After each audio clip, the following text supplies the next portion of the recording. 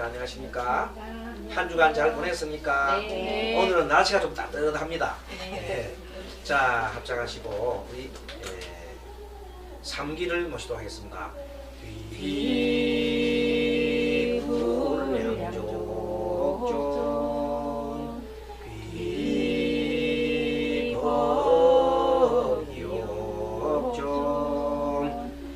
귀승중륜.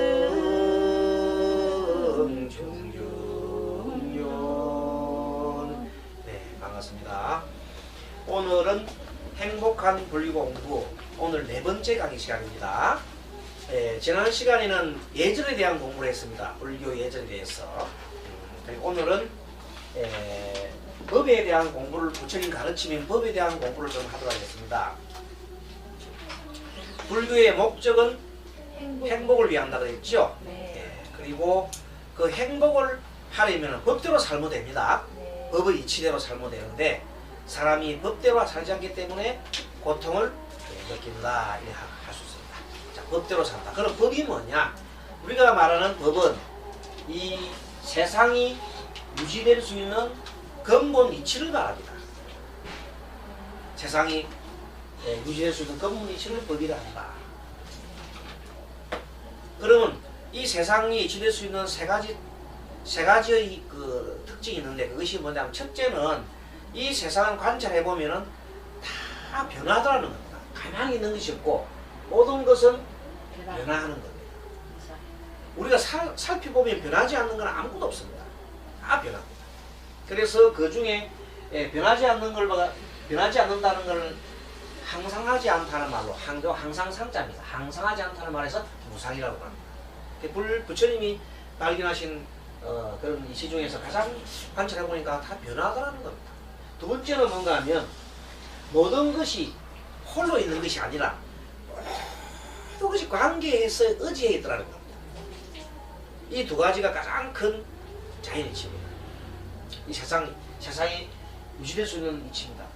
그러니까 물질이든 우리 몸뚱아리든 생명체든 뭐든 간에 좌우지가 연결되지 않은 것이 없다. 다 연결되어 있어요. 연결되어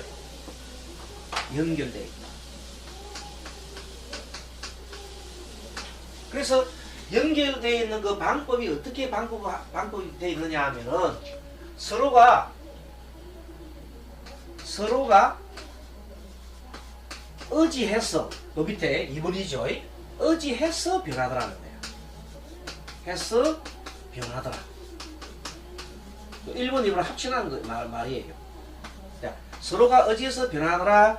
이것이 다른 말로 우리가 인연법이라고 그러는 겁니다. 알겠습니까? 네. 인연법. 이는 원인이고 여는 조건입니다. 그래서 원인과 조건이 만나서 하나의 결과를 만들어내더라는 겁니다. 그 외에는 아무런 것도 있을 수가 없어요. 모든 것이 서로가 의지해서 변하더라. 이것을 모르기 때문에 늘 우리는 괴로워하는 겁니다.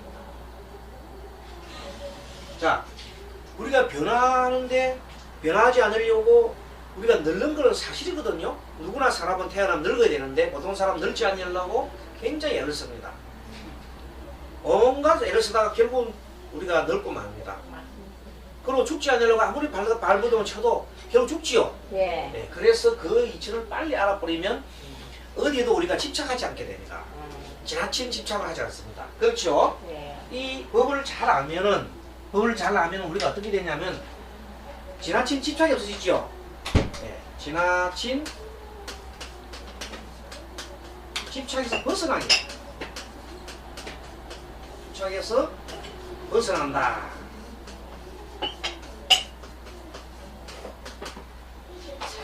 자식에 너무 집착하면은 자식이 잘 되면 괜찮은데 못 되면은 너무 고통스럽습니다. 그렇죠? 네. 또 남편에 대한 집착을 많이 하는, 남편이 잘해주면 되는데 못 해주면 남편에서 너무 고통스럽습니다. 이 세상 만사가 다 그렇습니다. 집착 다 놓고 나면 그렇게 편한 것을 보통 사람은 모릅니다. 네. 그럼 집착 없이 어떻게 살아는 말인가? 현재 자기 주어진 조건 열심히 살면 됩니다. 열심히 그냥 숨 쉬고 내쉬고 열심히 살면 됩니다. 대신에 이 집착이 없으면 뭐냐, 바라는 마음이 없으면 적어지죠. 네. 바라는 마음이 없으면 참 살기 좋습니다. 바라는 마음. 어떤 사람은 계속 뭘 바래요. 뭐 남편한테 바라고 자식한테 바라고 뭘 바라고 계속 바라는데 바라는 것이 이루어지면 좋은데 안 이루어지면 고통스럽습니다. 그렇죠? 네. 그래서 부처님한테 뭐 해달라 뭐 해달라 뭐 해달라 막 계속 애기처럼 계속 부탁을 하는 거야. 근데 부처님이 들어주면 좋은데 안 들어주면 부처님 들어준 게 아니거든 사실은요. 네. 맞죠? 부처님 들어준 게 아니다. 요거라. 원인과 결과가 있어서 만들어내는 거야. 자, 우리가 잘 되는 것은 뭔가 하면 이렇게 원인과 결과가 있어서 원인과 결과가 있어서 만들어내는 것은 저기서 우리가 가장 이렇게 생각하게 되면 사람 지혜가 터져요. 그렇죠? 어떤 사람이 스님 집이 안 나가 죽겠습니다. 왜 집이 안 나갑니까? 하잖아요. 자, 그때는 일단은 집을 가격을 내가 원하는 가격을 높이면 안 돼. 안 팔려요. 그럼 어떻게 돼? 집을 팔려고 그러면 내 원하는 가격을 내 원하는 가격을 낮춰야 돼. 그래 사고 싶은 사람이 빨리 살 거 아니냐. 그게 인치인 거라. 그럼 팔리는데 보통 사람은 조금이라도 더 벌으려고 하다 나중에는 안 되니까 원들에다가 주고 팔려고 하잖아요. 근데 세상 사람들은 이 대출이 꽉 찼다 합시다. 이런 것은 대출이 꽉 있는 집이 같으면은 지금 현재 원전 조금 빚지더라도 대출만 갚아서 팔아야 돼요. 그 빚이 덜 안 진다고. 그런데 보통 사람은 그걸 안 하고 계속 갖고 있다가 집 날리고 빚만 남고 그런 사람이 하루 분명입니다. 그런 것이 뭐냐면 지혜가 없었다. 지혜라는 것은 모든 것이 원인이 있고 결과가 있는데 아니 돈도 안 버리고 계속 있으면서 기도만 계속 한다고 돈이 나오나? 안 나오지요? 네. 그건 어리석은 사람이라는 거죠. 보통 사람은 스님 기도만 하면 모든 게 다 해결되는 게 아닙니까? 이러는데 참으로 어리석다. 기도로 해서 되는 것은 뭐냐면 내가 지혜를 얻는 거야. 아, 열심히 기도를 하되 열심히 내가 생활해서 돈을 벌일 수 있는 그걸 찾아야 되잖아요. 그래야 돈이 들어와서 진짜 이게 되지. 가만히 있는데 부처님이 돈 막 주고 그러는 건 없다. 근데 보통 사람은 그런 환상을 갖고 있는 사람이 많아요. 그래서 그런 환상에서 벗어나는 길은 뭐냐면 모든 것이 원인이 있어서 조건이 만듭니다. 그 원인된 조건을 만들고 원인을 만들고 조건을 만들려면 내가 지혜로서 만들어야 되지요. 네. 그겁니다. 자, 그래서 그리고 이것을 모를 때는 고통스러운데 이 모든 것은 고다. 일체계고다 이런데 이 세상살이가 가만히 살펴보면 고통인데 무엇이 고통이냐면 생로병사가 고통이에요. 자, 태어나는 것도 고통, 그 다음에 늙는 것도 고통, 그 다음에 병드는 것도 고통, 죽는 것도 고통이에요. 생로병사가. 자, 그럼 태어나는 걸 왜 고통이냐? 태어나는 건 고통 아닌데 싶을 때 아닙니다. 어린애가 이 어머니 자궁속을 나올 때 그 따뜻한 어머니 뱃속에 있다가 나올 때 엄청난 충격을 받는다고 합니다. 그래서 나올 때 응아 하고 오면 좋아서 오는 게 아닙니다. 무서워서 응아 하고 오는 겁니다. 어머니 뱃속에 나기 싫어서. 그리고 그 다음에 어머니는 또 얼마나 아픕니까? 산모의 고통이 얼마나 하겠습니까? 그 생이라는 것은 고통을 주면서 지도 고통을 주면서 태어나고 본인도 고통 속에서 태어나기 인생이에요. 그리고 이제 늙어가잖아요. 늙어가는 걸 즐기는 사람 없어요. 다 고통스럽죠. 아이고 내가 또 주름 하나 들었네 이렇게 생각하면서. 그리고 병들면 또 얼마나 아파요. 병들면 만삭 귀찮죠. 그래서 병들면 또 고통스럽다. 그리고 죽는 것 자체도 고통스러워. 그러니까 이 세상에 생명이 다 고통이니까 고통 아닌 게 있긴 있어. 잠깐 즐거움이 있어. 그러나 잠깐 즐거움은 고통과 고통 사이 잠깐 즐거운 거야. 나머지는 따지보면 다 괴로운 거야. 그런데 이 괴로운 것은 뭐냐면 깨달은 사람한테는 안 괴롭습니다. 중생의 입장에서 그렇다 이 말이야. 중생의 입장에서는 생로병사가 다 괴롭지요. 그런데 부처님 같은 경우에 부처님같이 다 깨달으신 분한테는 아 그것은 당연하게 괴로움이 있으니 괴로움을 바라보고 있는 거예요. 그래서 사람은 괴로운 거예요. 누구도 괴롭고. 그런데 괴로움을 이렇게 보고 있으면은 괴로움이 없어요. 괴로움이 당연하게 아프면 병들면 당연히 아프잖아요. 아픈데 우리는 보통 뭐 아픔에 집착하는 거예요. 아이고 아파라, 아, 이거 아프면 죽으면 어떻게 하나 걱정스러워 더 아픈 거야. 근데 부처님 같은 경우는 혹시 아프더라도 아 원인과 결과가 있어. 내가 아플 원인이 있어서 아프구나. 원인 아플 만한 조건이 되었구나. 이렇게 생각하는 거예요. 그러니까 그걸 견디내지요. 그리고 그 속에서 큰 고통을 그렇게 안 느끼는 거예요. 큰 차이 알겠죠? 네. 네. 깨달은 자와 성자와 일반 깨닫지 못한 사람 차이는 그런 차이예요. 그래서 부처님 경우에는 이 생로병사나 모든 것들이 고통스럽지 않습니다. 그건 하나의 과정일 뿐이에요. 사람 과정.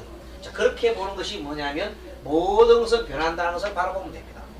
그 다음에 모든 것은 관계 있다고 합니다. 그리고 요즘 보면은 사람들이 이 현대에서 가장 큰 문제가 뭐냐면요. 화를 잘 참지 못하는 것이 가장 큰 문제입니다. 사람마다 화가 확 차 있어요. 그래서 화병이라고 그러잖아요. 화병. 화가 확 차 있어요. 그래서 어떤 사람은 이 조절을 못 해가지고 막 길가 가다가 사람이 갑자기 막 가람 지르고 다른 사람 때려 패요. 그런 사람이 요즘 있어요. 칼로 죽인 사람도 있잖아요. 그리고 뭐 조금만 가지고도 차에 내려가지고 자기 보고 누가 지나가면서 뭐 이렇게 했어요. 아니 차 좀 똑바로 대놓지 왜 이렇게 지나간 사람이 행인을 방해하느냐 했더니 또 내리더만은 그 화를 못 참고 그 소리 듣고 화를 못 참고 내려서 야구방망이로 지나간 사람 때리 팬 것도 있어요. 또 어떤 사람이 뒤에서 자꾸만 빵빵거린다고 또 뭐 했더니 계속 따라오더니 총을 들고 가스총 들고 계속 따라 쏴 죽인다고 따라오는 사람도 있고 요즘 그래서 이 화를 조절 못하는 사람이 너무 많습니다. 그래서 참 이게 문제인데 통계가 나와 있는데 지구상의 인구의 20%가 그렇답니다. 쉽게 말하면 10명 중에 10명 중에 2사람이 화를 잘 참지 못한다. 무섭죠? 네. 집안에 예를 들어서 한 5명 있으면 1명은 화를 잘 못 참는 사람이 있다 이 말입니다. 화 못 참으면 화 팍 내는 거예요. 화는 전염성이 있어가지고 한 사람이 화를 탁 내면 화 받는 사람은 같이 화를 탁 냅니다. 누가 화 탁 내면 가만히 있습니까? 자기 벌써 화 팍 내잖아요. 방어하느라고 계속 화는 전염을 합니다. 그래서 이건 화가 너무 많이 끓으면 그 나라는 전쟁이 나요. 분노가 많이 나면 어디로 화를 분출할 수 없잖아요. 그래서 에이 모르겠다 한판 붙자려 가지고 싸움하는 거예요. 전쟁이 나는. 그렇게 그 화가 많이 나면 그 위정자들이 정치꾼들이 전쟁 쪽으로 몰아보는 거예요. 그럼 사회가 지금 막 여러 불안하잖아요. 불안하고 막 민심이 동되면 옛날부터 꼭 전쟁을 일으켰어요. 바깥으로 화를 갖다가 바깥 돌린단 말이에요. 그 전쟁으로 쳤단 말이에요. 그래 여러 엄청난 말을 해주지요. 그렇게 만드는 것이 옛날 위정자들인데 이 화는 일반 사람들도 참 잘 다스려야 되거든요. 그래서 이 화는 우리가 가지고 있는 우리 번뇌 중에 사람의 번뇌가 있거든요. 번뇌 중에 탐심이라는 게 있어요. 그죠? 네. 탐심. 그 다음에 썩냄이 있죠. 네. 그 다음에 어리석음이 있죠. 네. 이 세 가지가 탐진치라 그래요. 탐진치. 그 중에 이 썩냄이에요. 썩냄은 어떤 현상이냐면 밀어내는 마음을 말합니다. 탐심은 막 좋다고 끌어안는 거고, 그 썩냄은 밀어내고, 이 어리석음은 뭐냐면 이것도 하고 저것도 아닌 게 막 머리 돌리는 거야. 늦잠깐 씹어가서 막 돌리는. 그래서 그것이 회전하는 거야. 자, 세상에는 이 세상 이치를 보면 관계가 세 가지예요. 하나 관계가 좋아서 서로 끌어당기고 좋다고 이렇게 엎어지는 거고, 한 관계는 밀어내는 관계야. 또 한 관계는 이럴까 저럴까 계속 머리를 돌리다가 돌리는 관계가 있어요. 그것이 머리를 돌리면 어리석고, 탐심은 끌어당기는 거, 썩내면 밀어내는 거 세 가지 관계가 있습니다. 집안에도 보면 대개 보면 막 또 탐심이 서로 좋아서 하는 건 좋기는 한데 또 가족 중에 또 미운 사람도 있긴 있어요. 밀어내는 사람이 있어요. 어쨌든 너무 지나치게 탐하고 너무 지나치게 미워하면 안 됩니다. 그죠? 그래서 너무 지나치게 탐해도 병이 들고 너무 미워해도 지가 병이 드는 거예요. 그래서 지나친 병이 화를 못 참는 거예요. 그러면 이 화 못 찾는 이 병이 어떻게 해서 그럼 이 화가 일어나느냐 하면은, 첫째는 이 화라는 마음은 내가 하는 것을 방해하면, 내가 원하는 것을 못하게 하면, 그것을 방해하거나 이룰 수 없으면 화가 나죠. 내가 이루어야 되는데 못 이루면 짜증나잖아. 그러니까 내 스스로 짜증을 내면서 그것을 바깥으로 표출하면 화가 되는 거예요. 안 되면 막 짜증내잖아요. 근데 내가 어린애들, 이건 어린애들부터 배고픈데 밥 안 주봐요, 울지요. 그런 것도 일종의 짜증이에요. 하나의 화예요. 모든 게 화가 되는 거야. 원하는 바를 이룰 수 없으면. 그런데 어릴 때 특히 이 나이가 들어서 화를 잘 못 참는 사람들은 부모가 어릴 때 애를 학대한 사람, 때리 패고 학대한 아이들은 화가 확 눌리가 있어요. 화가 막 안으로 막 눌리가 있어요. 그러다가 애가 언제 터지냐 하면 사춘기 때 터져요. 사춘기 때 막 확 그냥 뒤집어져가지고 이제 한번 달라들어. 왜냐면 그 사춘기 때는 달라들거든, 부모들한테. 한번 달라들어 보니까 부모가 놀래거든. 이놈이 생기나도 놀래니까 부모가 깜짝 놀래잖아요. 그때 애가 학습을 하는 거야. 아하, 화를 하면 되니까 부모란 것들도 꼼짝 못하네? 그런 걸 학습하자마자 애들이 자꾸만 하는 거야. 그래서 나중엔 다른 애를 때리 패기도 하는 거야. 그래서 문제가 생긴 거야. 그럼 어릴 때부터 사랑을 줘서 키운 애들은 그런 걸 적게 하잖아요. 그렇게 하는데 둘째가 커가지고 이제 나이가 들어가지고 이제 20살 됐어. 그 애들이 화가 많이 애들이 이제 막 일하다가 그러고 보니까 술 먹고 나니까 누가 나를 제지할 사람이 없잖아요. 그러다가 자기도 모르는 사이에 술 먹고 난 다음에 자기 어릴 때 분노가 차있던 것이 술 먹고 난 다음에 확 한번 휘젓었단 말이야. 그랬더니 전부 다 야 참으라 야 하면서 막